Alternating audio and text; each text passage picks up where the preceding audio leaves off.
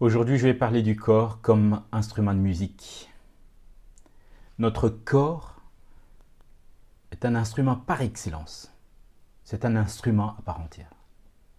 Notre corps, nous pouvons l'utiliser pour louer, pour danser, pour crier, pour manifester tout ce qu'on veut comme émotion. N'oublions pas que le Créateur qui nous a façonné ce corps, il savait que nous étions capables de le mobiliser, de l'utiliser à bon escient. Donc, de notre côté, nous ne pouvons pas, nous n'avons pas peut-être, je dirais en exagérant, le droit de nous laisser aller comme ça. Toujours, ce qui revient, c'est aussi cette histoire de regard des autres. C'est pas parce que c'est l'envie qui nous manque d'utiliser notre corps comme instrument, mais c'est surtout ce que les autres diront, mais si mon corps devient instrument de musique, mais mon voisin, mon ami,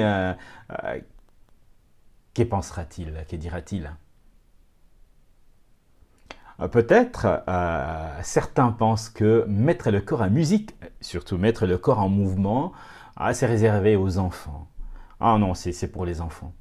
Ah, je suis adulte maintenant, je suis vieux, je suis comme ci, comme ça. Donc, je n'ai pas le droit, je n'ai aucune raison de me mettre en mouvement, de me mettre à danser, à bouger. Eh bien, c'est une grave erreur. C'est une grave erreur. Comment nous pouvons aussi nous sentir pleinement, transmettre une émotion sans pour autant nous mettre dans une certaine disposition? Comment on peut rester statique en chantant, en utilisant des paroles qui nous poussent vraiment à exprimer quelque chose de chouette, de magnifique? Vous voyez, c'est contradictoire. L'idée, c'est vraiment de coller, dans la mesure du possible, aux paroles. Que disent les paroles que nous chantons? Que nous soyons seuls ou en groupe, notre corps pourrait éventuellement aller dans le sens des paroles que nous exprimons, que nous disons, que nous chantons. Je constate aussi vraiment une contradiction entre,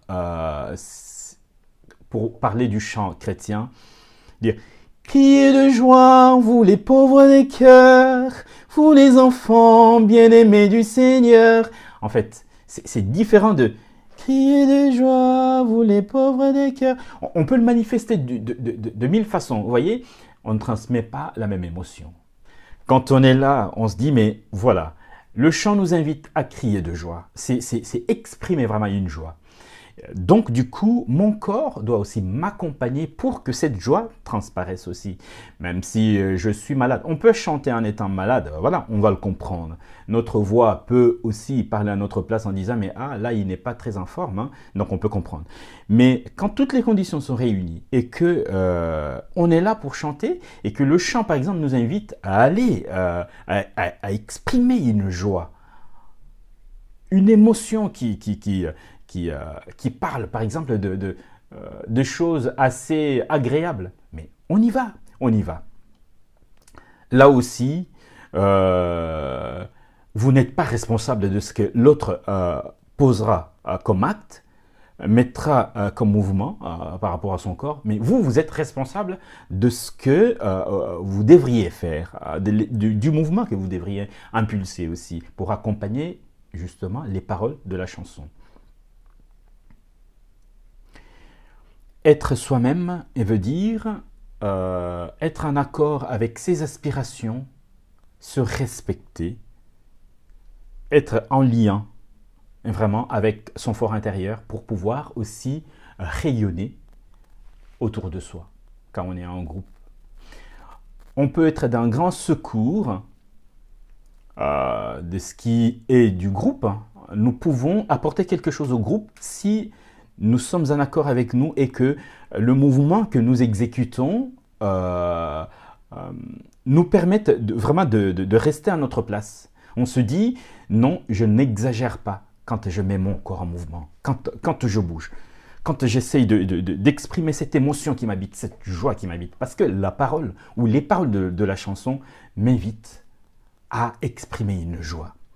Évidemment, il y a une façon de faire aussi. Si par exemple, les paroles de la chanson nous invitent au recueillement, nous invitent à une certaine attitude qui nous pousserait vraiment à rester tranquille, et que là, on commence à sauter de joie, vous voyez, il y a quelque chose qui ne va pas.